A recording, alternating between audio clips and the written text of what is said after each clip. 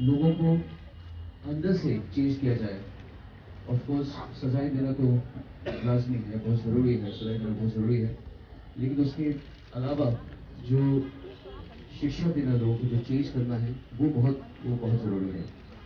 मेरे ख्याल में सब बातें कह चुके होंगे।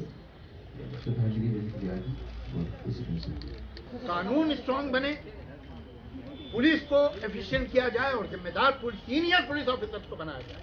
सीनियर पुलिस ऑफिसर ये नहीं कह सकते दिल्ली के टॉप पुलिस ऑफिसर कि साहब वो तो इंस्पेक्टर का कसूर था, वो तो कांस्टेबल का कसूर था। बड़ा आसान है इंस्पेक्टर और कांस्टेबल को जिम्मेदार ठहरा देना, लेकिन जब क्रेडिट किसी चीज का लेना होता है तो किसी इंस्पेक्टर या कांस्टेबल को नहीं दिया जाता, आगे खड़े होकर खुद लेते हैं।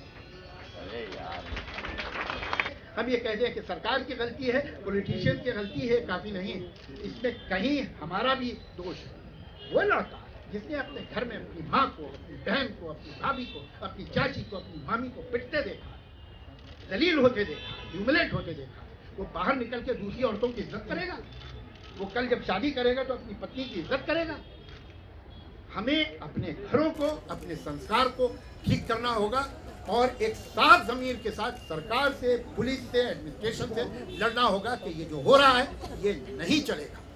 जो हुआ है अब ये दोबारा इस देश में नहीं।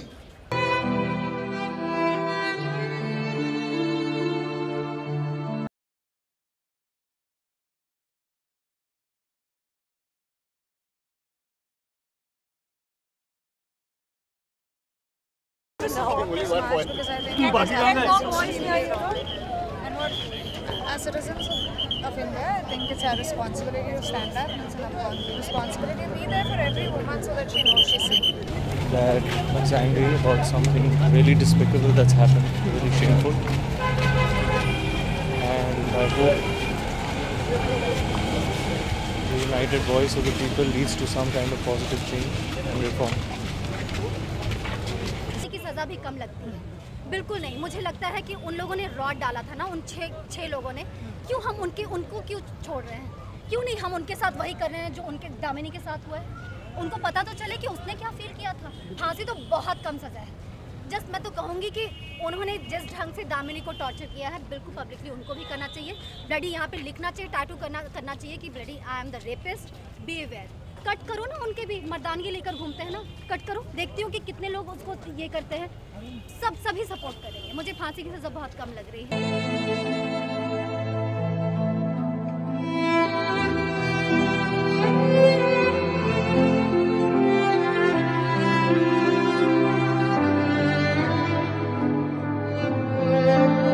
ऐसा नहीं है कि ये जो हुआ है उस 23 साल की लड़की के साथ, वो सिर्फ गरीब लड़कियों के साथ होता है या मिडिल क्लास लड़कियों के साथ होता है। नहीं, ये हर किसी के साथ हो सकता है, मेरे साथ भी हो सकता है। बिल्कुल, जब दिल में डर हो तो गुनाह करने से पहले इंसान 1000 बार सोचने पर मजबूर होता है।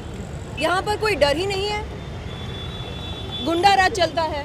मुझे लगता है सबसे पहले रेप को एक नॉन बेलेबल ऑफेंस का खिताब मिलना चाहिए।